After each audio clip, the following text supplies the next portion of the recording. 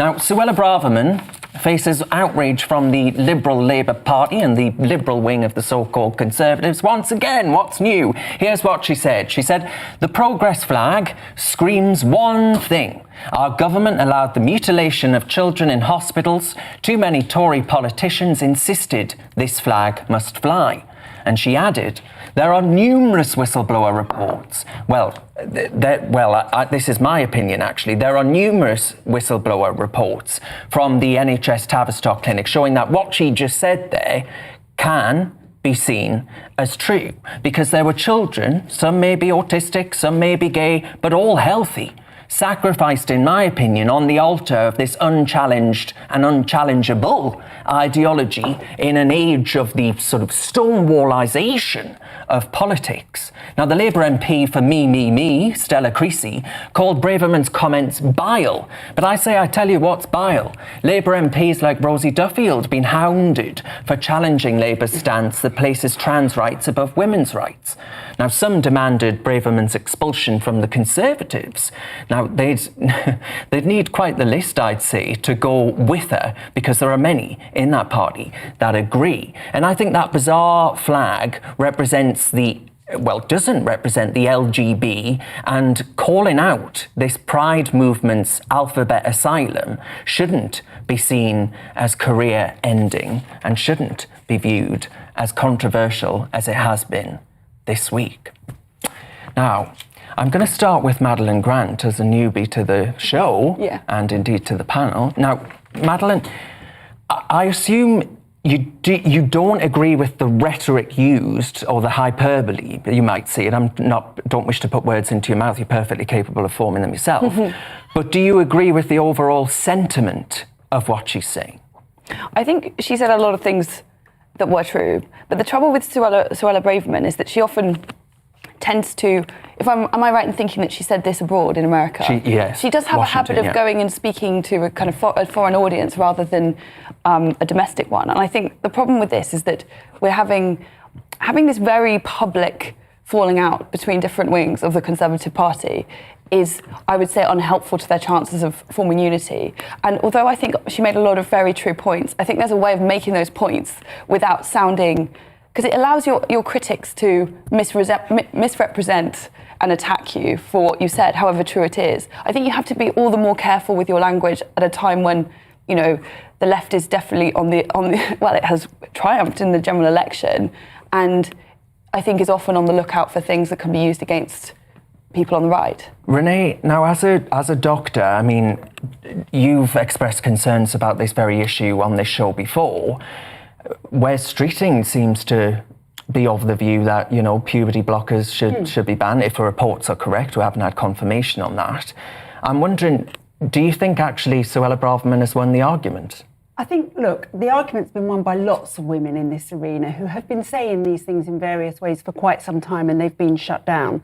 Unfortunately, the left are now trying to shut Suella down on this, and she has allowed them to do it by the language that she's used. Having said that, I think the people that have been upset by this will be the politicians around her and the left. I think if you go out onto the streets and talk to the average person, they'll say, damn right, she's saying what we feel. I don't think the average person feels physically repulsed by a flag.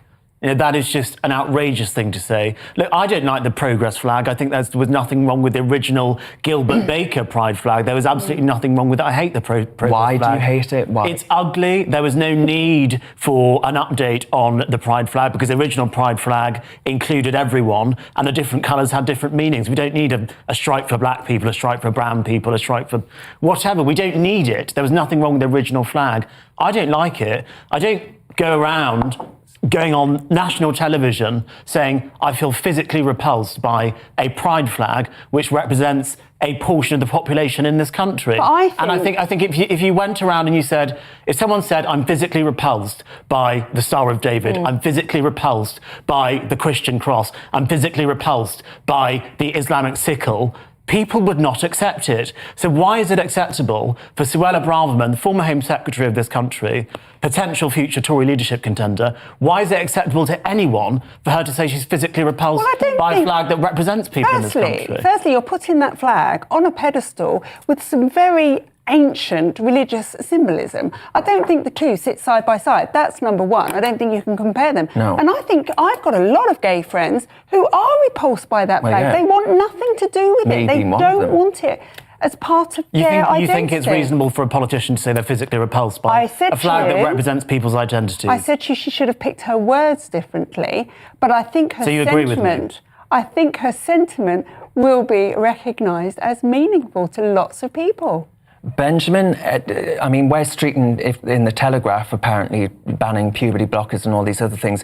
You might disagree. You might agree with Renee that actually the language was wrong, but actually the messaging was right. I mean, do you think that's where Labour's at? Well, I don't think Suella Braverman was actually talking about anything as specific as the health implications of puberty blockers. Well, she said mutilation. She was attacking a community, and you said in your remarks that it shouldn't be controversial. The only reason she is saying it and saying it in that way is because controversy is her currency. She hopes that she can try and do a sort of Boris Johnson act of being so outrageous and having all this Boris was grassroots nothing like right this. swings. No, but what she's trying to do is whip up these right-wing grassroots so that MPs feel pressured to put her through. It's not going to work. You know, quite frankly, the fact that when Parliament returned, she flew to America rather than doing what her job is for her constituents on day one, I think tells you where her priorities are.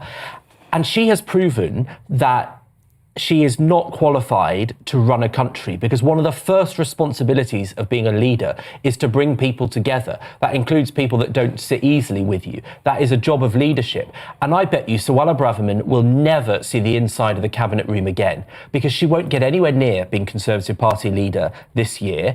And the version of the Conservative Party that one day wins a general election will not look anything like what Braverman is saying. You might be right, but Keir Starmer didn't go very far to bring Rosie Duffield in and make her feel the Kent MPs took a photograph, Madeleine, I saw that. and Rosie Duffield wasn't in it. That's wrong. They took a photograph of the newly elected MPs, and she's not newly elected. Well, I mean, She was the only Kent MP before, wasn't she? I mean, so there's- every Kent Labour MP took a picture apart from Rosie Duffield. That's what happened, isn't it? There are so many examples of Keir times. Starmer and chose to be a Labour MP, so clearly she doesn't have a fundamental problem with the Labour Party. She's many times talked about how ostracised she's been made to feel, and how no one has Because of reached this out issue. to her, nobody has apologised to her. Like, I think that's not in doubt. And it's pretty bloody shameless that today, I think, or yesterday, Lisa Nandy said that we're putting an end to culture wars now, as if they've my never had a goodness. hand in I this know. themselves, as if this is always some invention of the right. You know, it really gets me. I think it's almost, I would almost go so far as to use the word gaslighting. Yes. Because we can see how Labour have engaged in culture wars.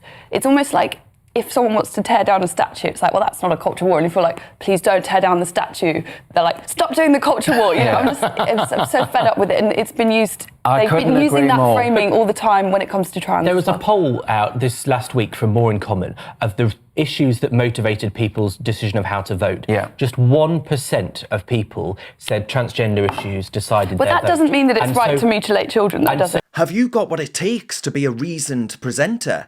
Well, send us a short clip of yourself to join@reasoned.uk and we might be seeing you on this very channel very soon indeed.